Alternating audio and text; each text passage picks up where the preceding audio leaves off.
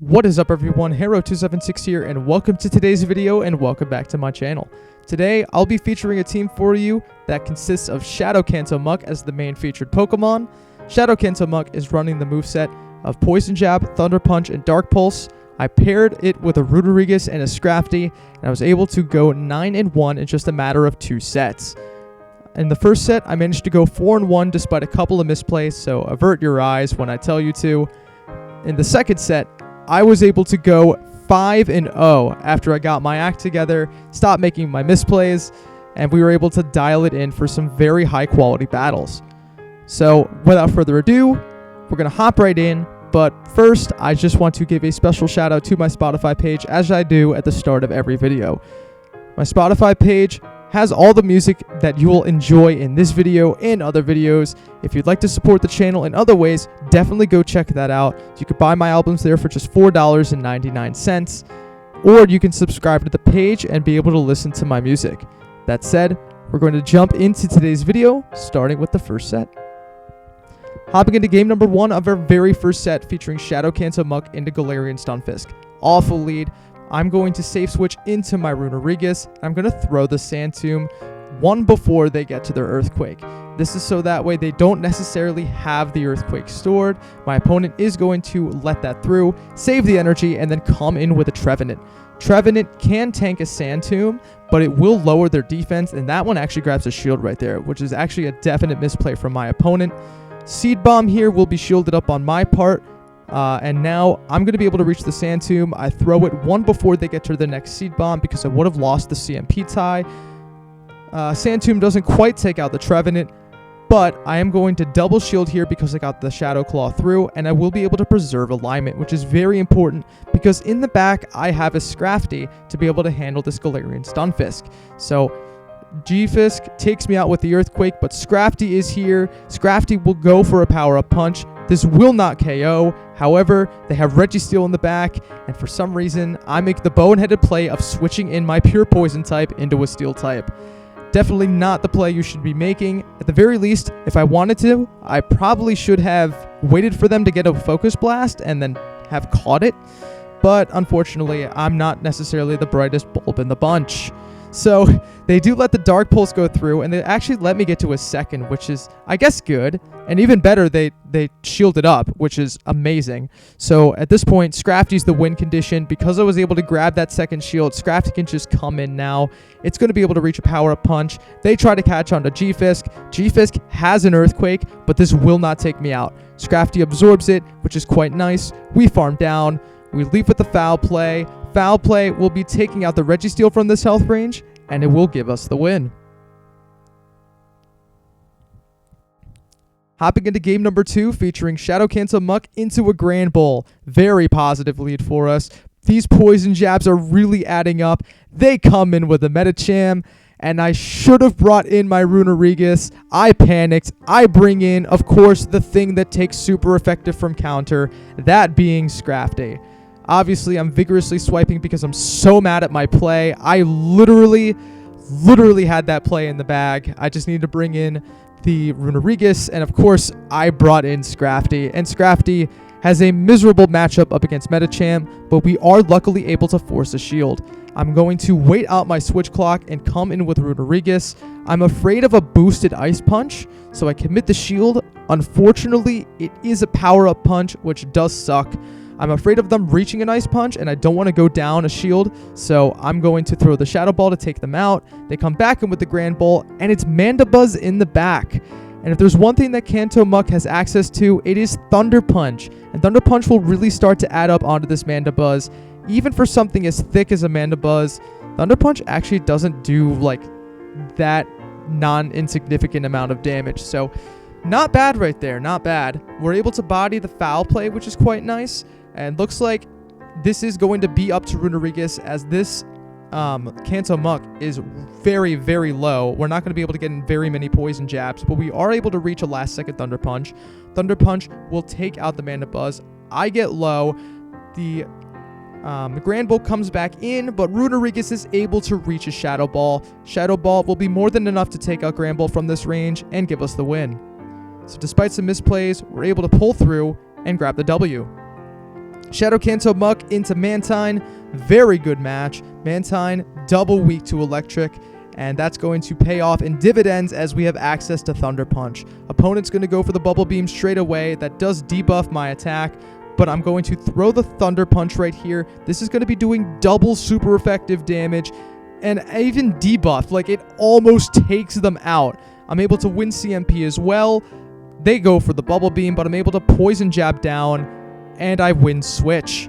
At this point, Umbreon is going to come in. Umbreon, not necessarily comfortable for Runerigus to see. So unfortunately, even though these Thunder Punches are double debuffed, I kind of have to stay in here and preserve the alignment, as if I switch down to Scrafty, I'm afraid that they have something to respond to Scrafty in the back. So I'm going to stay in here and let this Umbreon farm me all the way down, as the energy would be basically void up against the Scrafty. But even double debuffed, Kanto MUK put in some absolute work. It brought the Umbreon down to about 1/3 of health, even double debuff, which is insane. So Scrafty here is going to just body Umbreon's energy.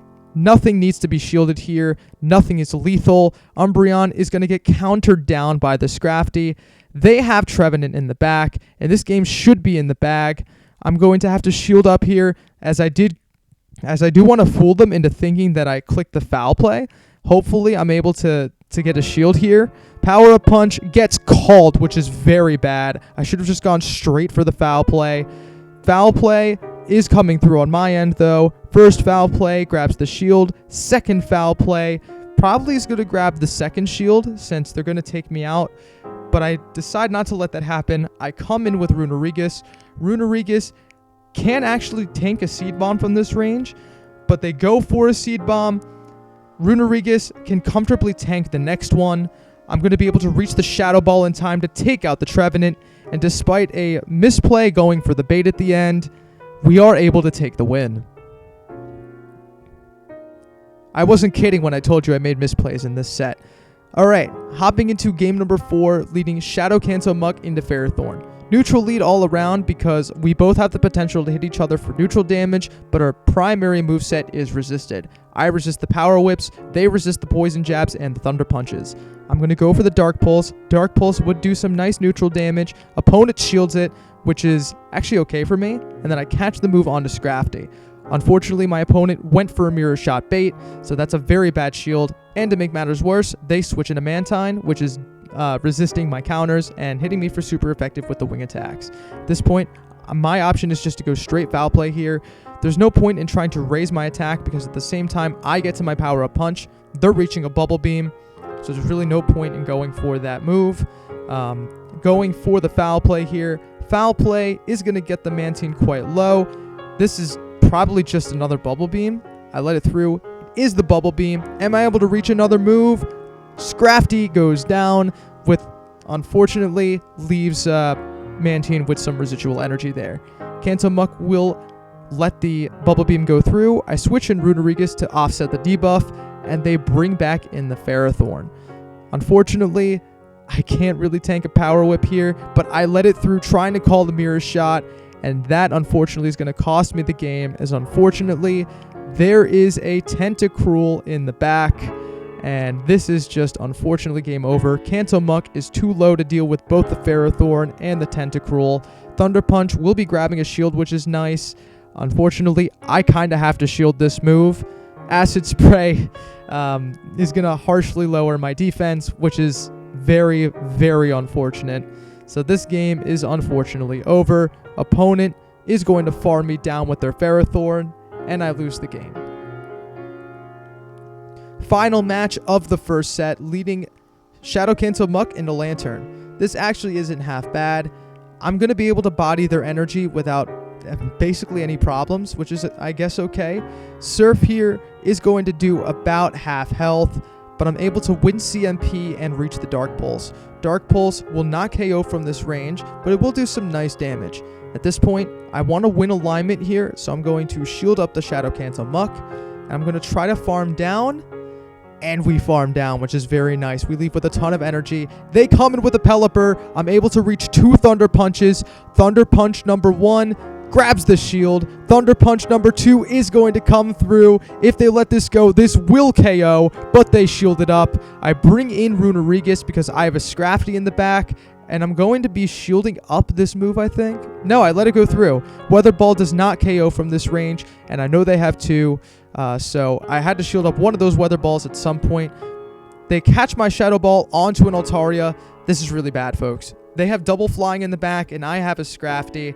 I have to come in with this Scrafty, as I probably would have been farmed down by the Altaria before my next Shadow Ball, so that's quite unfortunate. Sky Attack does so much damage. Scrafty going for the foul play. Foul play. Gonna get the Altaria low. I stop attacking so that way I can get in some extra farm with Runerigus. It ends up paying off. They have the Pelipper in the back, but I'm able to reach the Shadow Ball on 1 HP in a Dream. This will take out the Pelipper. And finally, I make a big brain play to give us the win. So as you can see in this set, I was able to go 4-1, which is quite nice. Swinub as the quick catch reward encounter.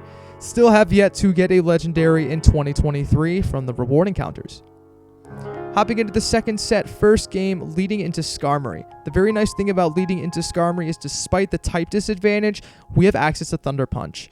I throw in between the air slashes so they're unable to catch. This first Thunder Punch will land, and as you can see, it does some very solid chip damage. The damage is definitely, pretty significant there. I shield up the Sky Attack as well, knowing that I'd be able to reach 2 more Thunder Punches at least, probably even a third at this rate. Thunder Punch is going to grab a shield from the Skarmory. I'm almost at another, and, if they're willing to commit shields, then I'm willing to commit shields. According to my calculations, I should be able to reach 2 more Thunder Punches with proper timing. I throw with the proper timing. Thunder Punch comes through. Skarmory realizes it, and they go down. They bring in a Trevenant. Trevenant is not going to like Dark Pulse. Dark Pulse, boom! One-shots the Trevenant. They've got their own Scrafty in the back. I've got my Scrafty. This game is over. I reached the Power-Up Punch. Power-Up Punch will more than likely get a shield from their own Scrafty. My opponent surrenders, and that is game, set, and match. Hopping into game number 2, leading Shadow Kanto MUK into Metacham. This one is a bit scary. It really depends on whether they can land the Psychic. I know that this is not the Psychic because we're gaining energy at the same time, and I don't even have my Dark Pulse yet, so I let the move go through. It is the Ice Punch. Going for the Dark Pulse now. Dark Pulse able to land on the Metacham. They're able to reach 1 more Ice Punch for the road, but I'm going to let it go through as I am able to survive, and I narrowly win switch advantage. A Stun Fist comes in. They're going to be able to catch the Thunder Punch, which is triple resisted on the Unovan counterpart, but I am going to be able to bring in my Runerigus, and Runerigus has a pretty nice matchup here. I'm going to let the Mud Bomb go through. As you can see, this is the hardest hitting charge move, and it does not do a lot of damage. I'm able to win CMP on the Sand Tomb. Sand Tomb here, going to be getting a shield from my opponent, as I also did have enough for the Shadow Ball, and they do respect the damage. I'm going to shield with the Mud Bomb in return. In the back, they have a Skarmory, and I'm very glad I shielded up the Mud Bomb, as now I have some remaining health and enough health to be able to take out the Skarmory. Skarmory tries to call the Sand Tomb bait, but I'm able to land the Shadow Ball, which is very nice. I'm going to shield up the Sky Attack, as I do not want my Scrafty even coming close to this Skarmory. I'm able to Shadow Claw all the way down, leaving with a ton of energy. I'm able to reach the Sand Tomb. Sand Tomb grabs the shield. I have the Shadow Ball as well. Shadow Ball will not KO from this range, but it will get them very low. Scrafty comes in. Scrafty's able to counter down, and we take the win. Hopping into game number 3, leading Shadow Kanto MUK into Umbreon. Not bad by any stretch. Most Umbreons are not running Psychic in this meta, and the fact that they threw straight away leads me to believe that this is just a foul play last resort Umbreon. They don't even bait with Psychic, which is very nice for me. Unfortunately, Shadow Kanto MUK gets basically outbulked in this matchup, but I have to stay in here simply because Scrafty is my only response to it, really, as Runerigus has a terrible matchup. So I'm going to go for another Thunder Punch. I'm able to grab a shield, which is super nice. Scrafty comes in and is going to be able to absorb this energy very nicely. I was anticipating that they would throw the last resort there, but they end up going for a foul play, which is double resisted. They have a Charmer in the back. They bring in Gramble. Their final Pokemon is Unova Stunfisk as I reveal my Runerigus. Similar to last time, I'm going to build up a ton of energy, throw the Sand Tomb, and hopefully I'm able to bait out their final shield. They kind of have to shield this. Just kidding. They actually didn't. That's okay. Shadow Ball here going to be taking them out. I really should have recognized that with the shield deficit, they would not be shielding up that move. Apologies for the bad commentary there. Going for the Sand Tomb. Sand Tomb is able to grab a shield and lower my opponent's defense. I have to take out this Granbull with the Scrafty. This is going to be very close. I shield up the Crunch. I'm able to reach the foul play. Is this enough? Scrafty not able to take out the Granbull, but one counter does the trick. Scrafty is a Granbull counter confirmed, and we take the win.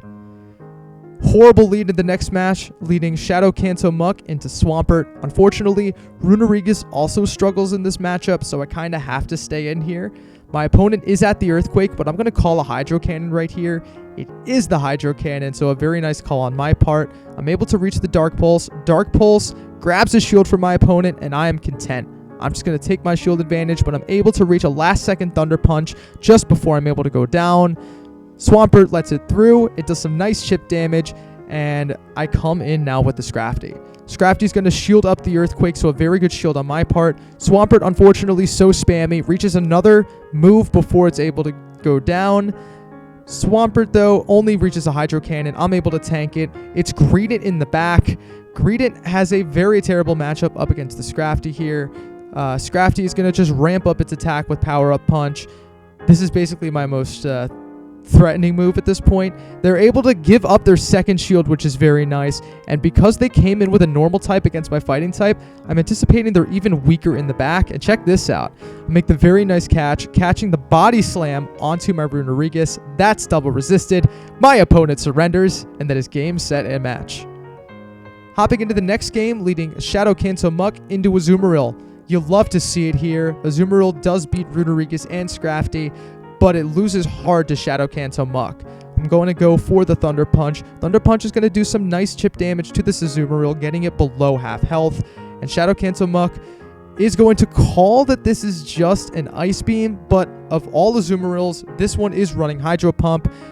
The new mechanic fails, prohibiting me from reaching my Thunder Punch, but Runerigus comes in and gets in a very hefty Shadow Claw down, which is so nice. They come in with a Trevenant, and I'm baiting the Sand Tomb. Sand Tomb here, going to be getting a shield, which is very nice. Defense Fall as well.